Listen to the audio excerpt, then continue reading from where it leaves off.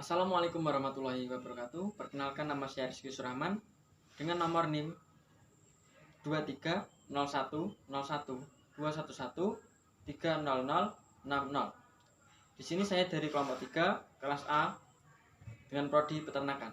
Hai, perkenalkan nama saya Haya Farafifah. Saya biasa dipanggil Haya. Nomor induk mahasiswa saya 23010121120004.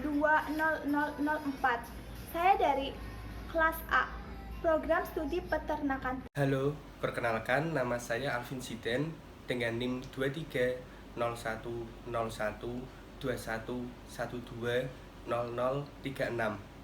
Saya dari kelas A dengan program studi peternakan. Halo, nama saya Putri Surya Gumilar, biasa dipanggil Yaya. Nomor induk mahasiswa saya 2301121130068. Saya dari kelas A, program studi peternakan. Halo semuanya, perkenalkan nama saya Agung Slamet Nugroho dengan NIM 23011211300073 dari Fakultas Peternakan dan Pertanian jurusan Peternakan kelas A. Halo semuanya, perkenalkan nama saya Natasha Reski Tiurma dengan nomor induk mahasiswa 230101211361 kelas A dari program studi peternakan. Halo, perkenalkan nama saya Patricia Putri Zabrina, biasa dipanggil Uci. Nomor induk mahasiswa saya 230111211200039. Saya dari kelas A, program studi peternakan. Terima kasih. Assalamualaikum warahmatullahi wabarakatuh. Di sini saya akan menjelaskan mengenai latar belakang statistika. Statistika merupakan sejarah yang sangat panjang dalam sejarah peradaban manusia.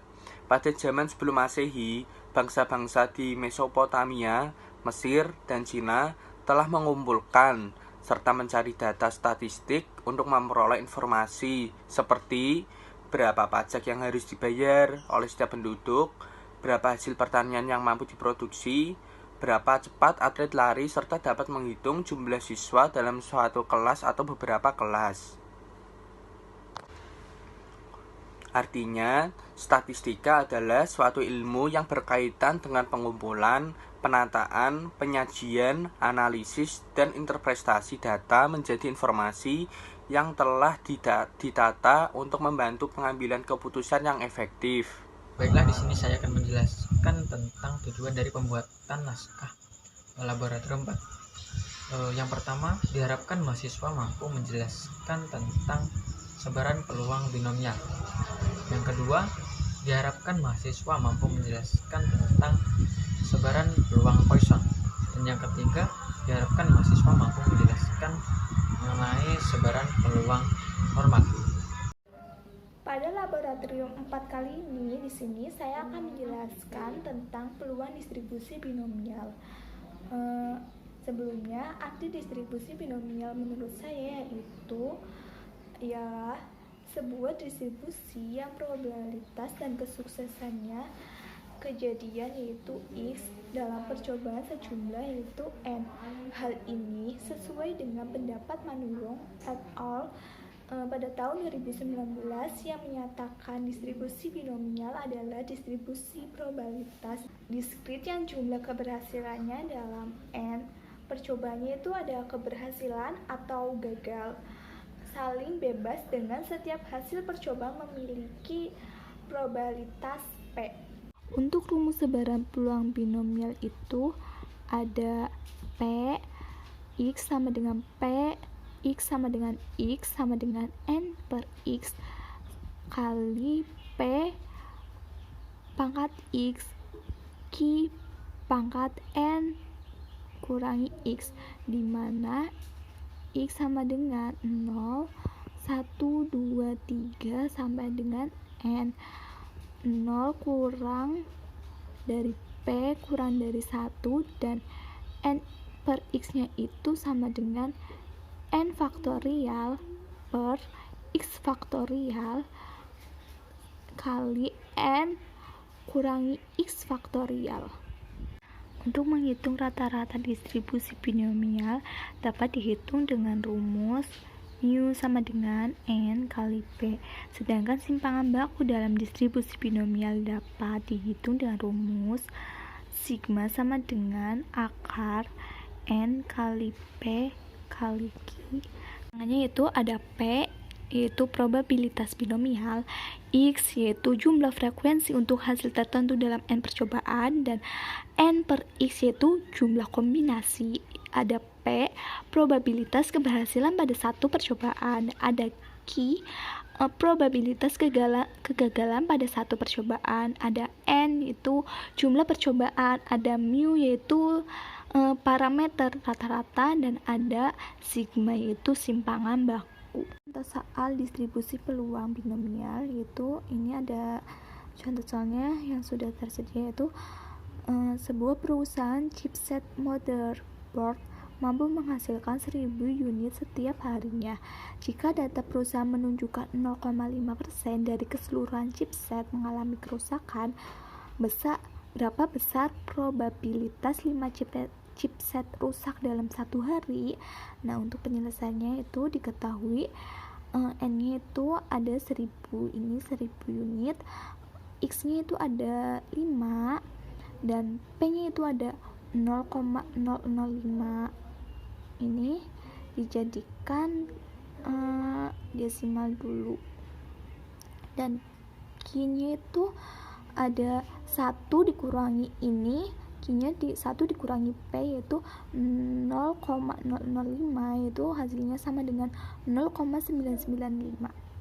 Nah, masukkan ke dalam rumus tuh, itu px sama dengan 5 sama dengan n per x kali p pangkat x kali q pangkat n min x sama dengan n-nya itu 1000, jadi kita masukkan 1000 per x-nya itu 5, jadi masukkan 5 kali ini p-nya itu ada 0,005, pangkat x-nya itu kan 5, jadi pangkat 5 kali q-nya itu ada 0,995, jadi dimasukkan 0,995. Nah, pangkatnya itu n min x kan, n dikurangi x, jadi 1000 dikurangi 5 yaitu ada 995 sama dengan 1000 faktorial per 1000 faktorial per 5 faktorial kali 995 faktorial kali 0,005 pangkat 5 kali 0,995 pangkat 995 sama dengan 0,1759. Hasilnya ini 0,1759 gitu. Itulah sedikit penjelasan tentang distribusi binomial. Oke, baik. Selanjutnya adalah materi sebaran peluang Poisson. Nah, sebaran peluang Poisson ini adalah sebaran peluang yang memberikan suatu bentuk nyata dalam berbagai hal. Sesuai dengan Anissa pada tahun 2020 yang menyatakan bahwa sebaran peluang Poisson memberi model realistis dalam berbagai fenomena random selama nilai dan variabelnya adalah bilangan integer non-negatif. Nah, dalam sebaran peluang Poisson ini terdapat hasil sukses dalam waktu dan daerah tertentu. Hal ini sesuai juga dengan Dinningham et al. Pada tahun 2012 yang menyatakan bahwa peubah Poisson Y menyatakan banyaknya sukses dalam rentang waktu dan daerah tertentu, di mana Y adalah banyaknya hasil dalam suatu percobaan. Nah, di sini kita dapat menemukan rumusnya, yaitu F Y, mu. Nah, Y ini adalah hasilnya teman-teman ya. Sama dengan mu pangkat Y dikali E pangkat min mu per Y faktorial. Nah, mu ini sendiri dapat dicari melalui N kali P. Coba kita langsung ke contoh soalnya saja. Nah, ini ada nomor 1 ya. Kita bahas satu soal untuk contoh soalnya. Jadi ada 7,5% ayam terkena flu burung. hitunglah peluang 100 sampel ayam yang terkena flu burung sebanyak 0, 1, 2, 3, 4, 5 ekor. Nah, jadi sesuai dengan rumus yang tadi sudah kita tahu, banyaknya hasilnya itu adalah 0. Ya, yang pertama kita cari adalah 0. Jadi mu-nya dicari dari N dikali P. Nah, N-nya itu adalah 100, P-nya itu 7,5%. Jadi 100 dikali 7,5% yaitu 7,5. 7,5 pangkat N. 7,5 pangkat hasilnya ini Y, yaitu 7,5 pangkat 0 dikali E pangkat mu. Mu-nya itu 7,5, jadi minus 7,5. Per Y faktorial, Y-nya 0, jadi 0 faktorial. Nah, kalau kita kali ini teman-teman kita cari hasilnya, maka 7,5 pangkat 0 itu kan 1. 0 faktorial juga 1. Nah, nilai E pangkat min 7,5 itu nanti kita menemukan hasilnya adalah 0,00055. Nah, kita menggunakan cara yang sama untuk mencari hasil selanjutnya. Y-nya 1, Y2, Y3, Y-nya 4, Y-nya 5 itu sama saja. Yang berbeda hanyalah di sini ya, di pangkat mu-nya dan di faktorialnya. Nah, yang kedua yang kita cari yang Y-nya 1 ekor ini, jadi 7,5 pangkat 1 dikali E pangkat minus 7,5 per 1 faktorial, itu nanti akan menemukan hasilnya adalah 0,0041. Dan Y-nya yang kedua akan menemukan hasil 0,016. Dan yang ketiga menemukan hasilnya 0,039, yang keempat menemukan hasilnya 0,073, dan yang terakhir yang terkena peluang terkena flu burung sebanyak 5 ekor adalah 0,11. Nah, mungkin itu saja pembahasan dari materi sebaran peluang poison. Untuk materi selanjutnya akan disampaikan oleh teman saya. Terima kasih. Baik, di sini saya akan menjelaskan tentang sebaran variabel acak kontinu. Sebaran peluang normal. Sebaran peluang normal disebut juga distribusi Gauss yang merupakan peluang yang paling banyak digunakan dalam berbagai analisis statistika. Distribusi ini memiliki parameter berupa min dan simpangan baku. Distribusi dengan min sama dengan 0 dan simpangan baku sama dengan 1 disebut dengan distribusi normal standar. Apabila digambarkan dalam grafik, kurva distribusi normal berbentuk seperti genta atau lonceng yang simetris. Gambar kurva distribusi normal standar adalah sebagai berikut. Distribusi peluang normal memiliki beberapa karakteristik, di antaranya kurva berbentuk genta atau lonceng dan memiliki satu puncak yang terletak di tengah. Nilai rata-rata hitung sama dengan nilai median dan modus. Distribusi peluang dan kurva normal berbentuk kurva simetris dengan rata-rata hitungnya. Kurva ini menurun di kedua arah, yaitu ke kanan untuk nilai positif tak terhingga dan ke kiri untuk nilai negatif tak terhingga. Luas daerah yang terletak di atas sumbu mendatar sama dengan 1. Suatu contoh acak yang memiliki sebaran normal disebut peubah acak normal. Jika X adalah peubah acak normal dengan nilai tengah dan simpangan baku, maka persamaan kurva normalnya adalah sebagai berikut. Dengan rata-rata sama dengan 3,14 dan simpangan baku sama dengan X, mu sama dengan rata-rata X, E sama dengan 2,71828. Untuk mempermudah perhitungan secara manual, maka dilakukan transformasi Z yang dirumuskan sebagai berikut. Z sama dengan XI dikurangi mu dibagi dengan tau. Nah, XI di sini adalah rata-rata sampel data yang dipilih. Mu adalah rata-rata populasi dan tau adalah simpangan baku. Baik, kita ke pembahasan soal. Luas daerah di bawah kurva normal baku yang diberi arsir adalah berikut adalah gambarnya. Baik, untuk penyelesaiannya, kita harus membagi arsiran menjadi dua daerah, yaitu daerah 1 pada interval min 0,50 kurang dari Z kurang dari 0, dan daerah 2 pada interval 0 kurang dari Z kurang dari 2,25. Untuk luas daerah 1, cek tabel nilai Z untuk bilangan 0,50, lihat baris yang kiri 0,5. Nah, kemudian pilih kolom 0 seperti berikut. Nah, diperoleh bahwa luasnya adalah P dalam kurung min 0,50 kurang dari Z kurang dari 0 kurung tutup sama dengan 0,1915.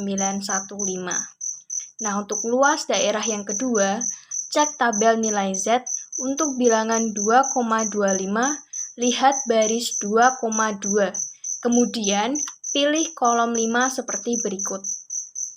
Nah, setelah menemukan jawabannya, diperoleh bahwa luasnya adalah P dalam kurung 0 kurang dari Z kurang dari 2,25 sama dengan 0,4878. Nah, luas yang diberi arsir adalah jumlah luas keduanya, yakni P min 0,50 kurang dari Z kurang dari 2,25 sama dengan P kurang dari P dalam kurung min 0,50 kurang dari Z kurang dari 0 ditambah P 0 kurang dari Z kurang dari 2,25. Jadi intinya luas daerah 1 ditambah luas daerah 2 sama dengan 0,1915 ditambah 0,4878 sama dengan 0,6793. Jadi luas daerah di bawah kurva normal baku tersebut adalah 0,6793. Seperti itu. Baiklah, terima kasih. Di sini saya akan menjelaskan contoh soal dari materi sebaran peluang normal. Simak video berikut ini. Baiklah, ini adalah contoh soal dari naskah yang kami buat. Nomor 3. Distribusi tingkat kolesterol pada remaja pria bisa didekati oleh distribusi normal dengan mu 180 dan to 30. Kemudian tingkat kolesterol di atas 200 memerlukan perhatian. Probabilitas bahwa seorang remaja pria memiliki tingkat kolesterol lebih besar daripada 200 adalah. Kita masuk ke penyelesaiannya. Diketahui bahwa mu sama dengan 180 dan to sama dengan 30 dan x sendiri 200. Dengan demikian, kita menggunakan rumus Z, yaitu x min mu sama dengan x min mu per to sama dengan 200 min 180 per 30 sama dengan 20 per 30 sama dengan 0,67.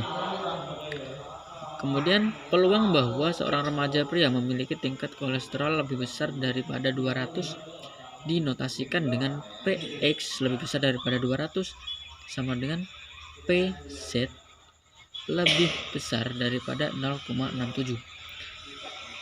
Kurva distribusi normalnya ditunjukkan pada gambar di bawah ini atau gambar berikut ini. Diketahui pada gambar adalah besarnya 0,67. Kemudian kita cek tabel nilai Z untuk skor 0,67 seperti berikut. Ini kan 0,6, kemudian kan 0,67, kemudian 70 kita ambil dari sini. Kemudian kita paskan dan ternyata didapatkan nilai 0,2486. Kemudian untuk mencari luas daerah yang diarsir, kita tuliskan PZ lebih besar daripada 0,67 dan PZ lebih besar dari 0 dikurangi P. Untuk mencari luas daerah yang diarsir, kita tuliskan PZ lebih besar daripada 0,67 sama dengan PZ lebih besar dari 0 kurangi dengan P 0 lebih kecil daripada Z dan Z lebih kecil daripada 0,67. Sama dengan 0,5 dikurangi dengan 0,2486. Dia dapatkan hasil 0,2514.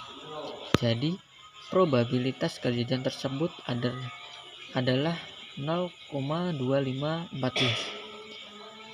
Itu adalah contoh soal dari sebaran peluang normal yang dapat saya sampaikan. Apabila masih kurang jelas bisa dituliskan di kolom komentar. Terima kasih. Dari materi yang sudah dijelaskan oleh teman saya sebelumnya, kita dapat mengetahui bahwa statistika memiliki materi besaran peluang binomium, peluang Bayesian, dan peluang normal. Distribusi peluang binomial adalah sebuah distribusi kemungkinan, kesuksesan atau kegagalan dari suatu kejadian, seperti menghitung jumlah peluang sisi depan koin muncul sebanyak 2 kali. Distribusi peluang Bayesian Y yaitu distribusi yang menyatakan banyaknya sukses dalam rentang waktu dan daerah tertentu, dengan Y adalah banyaknya hasil dalam suatu percobaan, seperti menghitung telur bebek menetas menjadi betina sebanyak 0, 1, 2, 3, 4, 5 ekor. Materi yang terakhir yaitu peluang normal, yang merupakan peluang yang menggunakan pengukuran rata-rata dan simpangan dalam perhitungannya, seperti dalam mencari peluang mendapatkan seseorang yang kadar kolesterolnya kurang dari 200 mg% dengan rata-rata kadar kolesterol 215 mg%. Sekian video penjelasan materi dari kelompok 3 mengenai materi statistika laboratorium 4. Kurang lebihnya mohon maaf. Sekian dan terima kasih.